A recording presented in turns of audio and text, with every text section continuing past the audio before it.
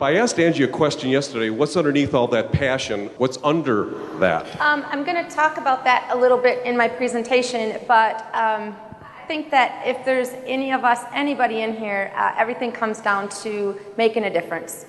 And I think that with Xylitol, we're making a difference, and those of us who are educators and are on this path, we're changing lives. And that's the bottom line. Whether we change one person's life at a time, or if we change a lot of people's lives at a time, that's the reason. So I would like to thank everybody who's been here speaking and taking care of the children and seeing all of this reduction in tooth decay with our kiddos. I'm going to switch gears here a bit, though. We've got another population. We have a lot of populations that can benefit from Xylitol. But what about the people at the other end of the spectrum? What about our old people? Okay? They need Xylitol, and they need us. And this is one of, I believe, my purposes why I was put on this planet. And I didn't understand this until there was a woman put into my life about 5'0", and ended up in the nursing home at the end of her life. This is my mother-in-law, Gladys. You can see she has oxygen on. She died of COPD and emphysema at the end of her life in the nursing home. She was hanging out there. I, as a hygienist, saw the rampant periodontal disease. I knew that this was contributing to not keeping her lungs clear. I was a baby hygienist, and I wasn't as outspoken as I am now. So I just kind of watched the system unfold, and I was ticked. And when Gladys passed away, I told her, I don't know what I'm going to do, but Gladys, I'm doing something. I have no idea, none. So I started doing something. All of a sudden, I met Miss Shirley Gitkowski, who has been a life changer for me. And we started talking together. We had the same passion for elders.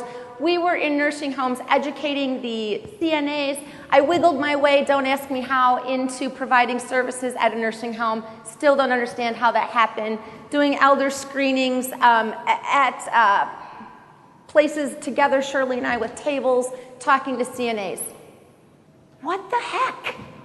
Every place I went, every place, the people I was looking at looked like this. Holy buckets, right? So those of you who don't have a clue what you're looking at, these teeth have been disclosed. You know, the stuff you put on your teeth when you go to see the dental hygienist and it turns funky colors? Well, the blue you see is plaque that's been on these teeth. These are 3 different people. But every person I came up to looked like this.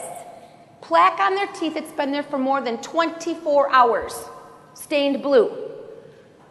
What is going on? I couldn't help but think, what is going on? But then, look at the research. The worst oral health of any population, nursing home residents. What is going on? Then I look in the other direction because I have to make a living, and then my gram thinks it might be fun to hang out in the nursing home for the last 2 years of her life. That's my gram. She passed away in October. Watched her take her last breaths. Boy, if you've never done that, whew. Look at her teeth. June 2012, the photo on the right. This woman lost 60% of her teeth in that nursing home in 2 years. Teeth she'd managed to keep in her mouth for 93 years. Do you think I wasn't ticked? This is my gram. I'm a hygienist. This is not acceptable. Sorry. Get pumped up. Who's in charge? Yep, Shirley and I know this. We've hung out with these folks. The nurses are in charge. The aides are in charge. Who else is in charge? Sorry. The dentists are in charge. We've got people in charge. Look at the research. Once again, I'm going to flash this up here. Worst oral health of any population. But we have people in charge. Is this rocket science? Something something's broken. And it's these people that have given their lives to other people, and we're falling down on the watch. So, let's look at some current numbers in the United States, right? This many residents, that's a lot of people, and just under 16,000 facilities. This is an average of 89 residents per facility, okay? Look at this. 5% of us that are over 65 live in a nursing home. Okay. Who's coming? Who's coming? The baby boomers?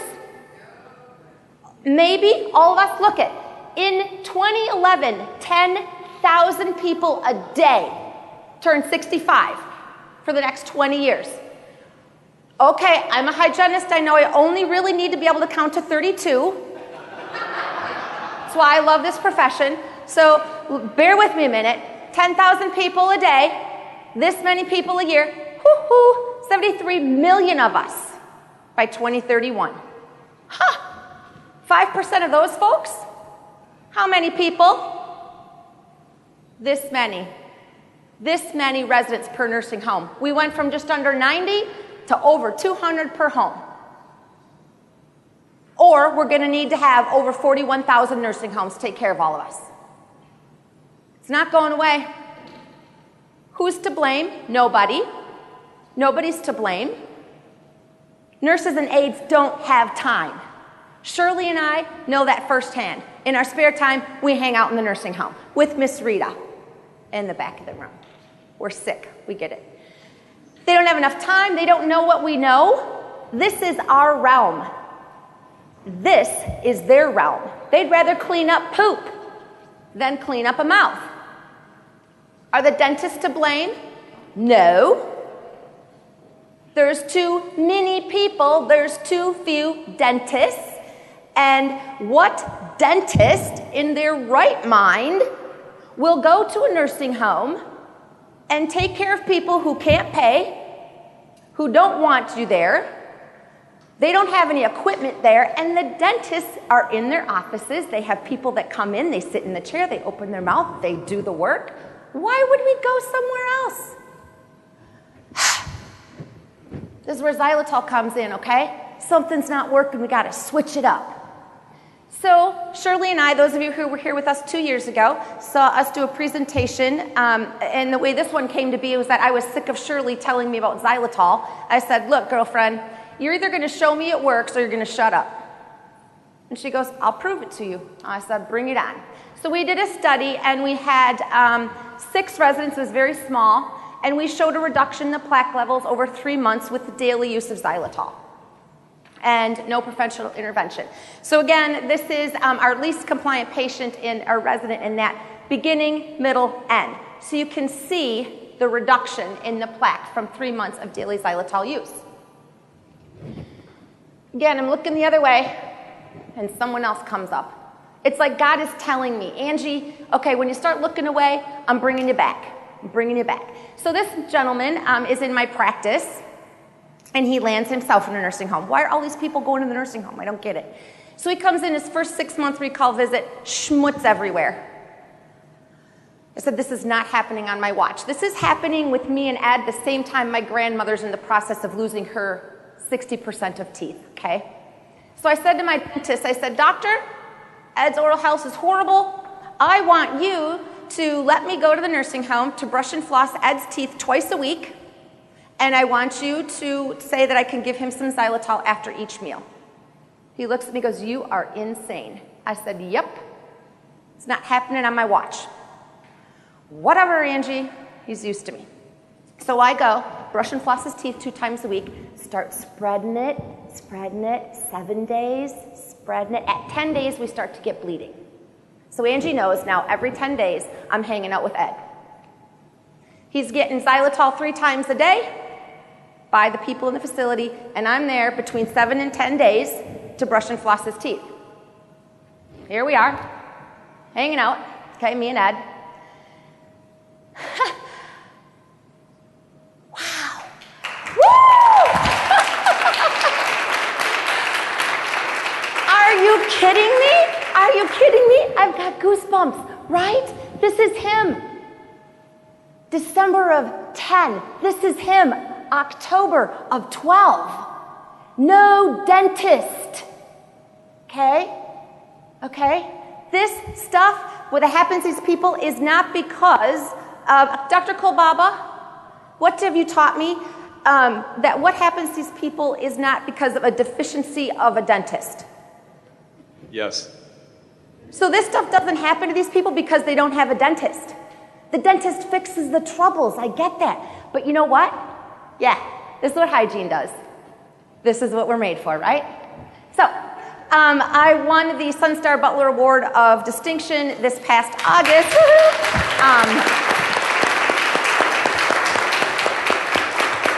One of 8 hygienists in the United States to be honored, thank you everybody, for my work.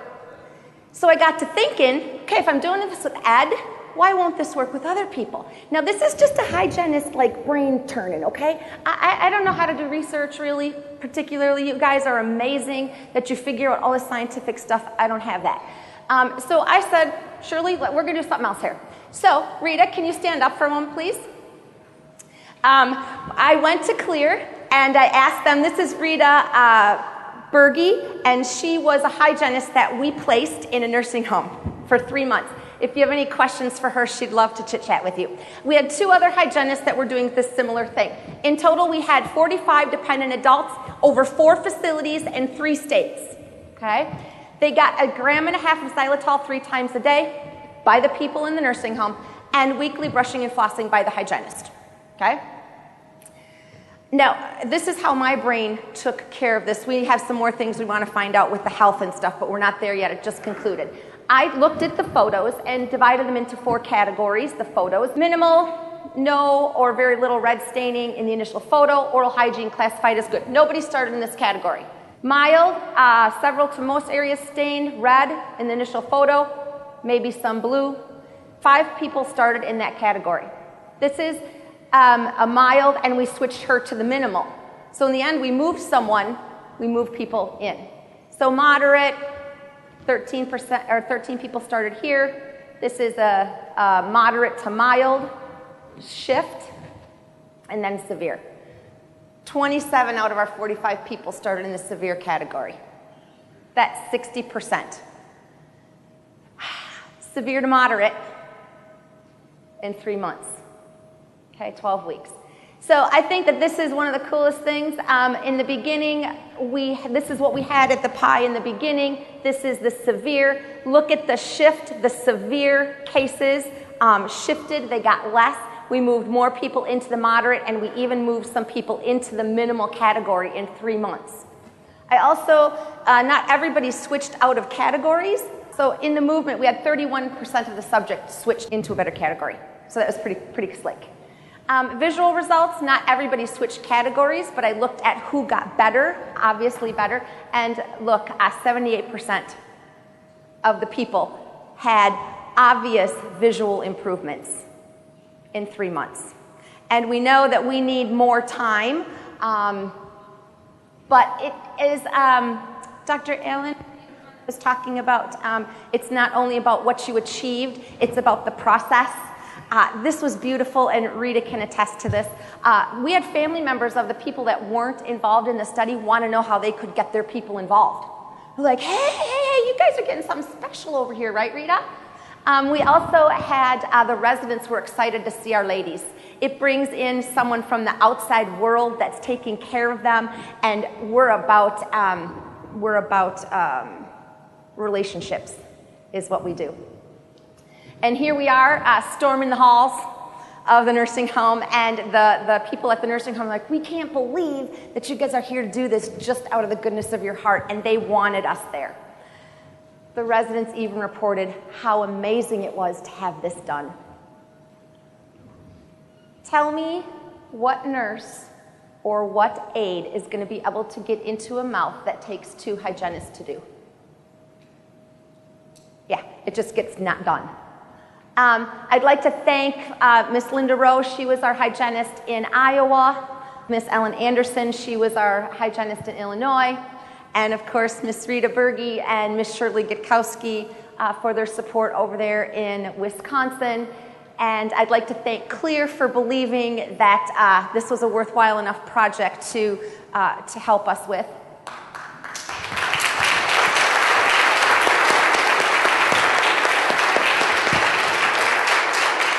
We have got time for... I have one more sec. I know my rights. I don't think it's my time. Hygienists, it's what we do. We want to handle this issue. We can, and we're the ones that need it. I've been told that you can't determine anything in 3 months by a public dental hygienist. Sorry, did it. I will take you down. I was told that by an owner of an insurance company who was threatened by what I was doing. I'm like, too bad, try it. And my dentist said I'm insane. But I've been told by Mr. Tim Twigg, Angie, do what juices you. And I didn't really know what he meant all the time. Do what juices you. And this juices me. I'm passionate, I'm strong, I'm determined, I'm able to assist. I have and I will continue to make a difference, just like the rest of the hygienists on the screen, if I do it one person at a time, or whether it's 300. Most importantly, discover what juices you. And if it's something that you'd like to do with me, you can help me get the message out to the public. Public doesn't know. We'd like this case study published. We'd like to do a larger study. We'd like researchers that really have a research mind, and then study funding. Obviously, this is just a brainchild of mine. Thank you. Sorry if I was over time. You didn't. That's good, Angie. Good.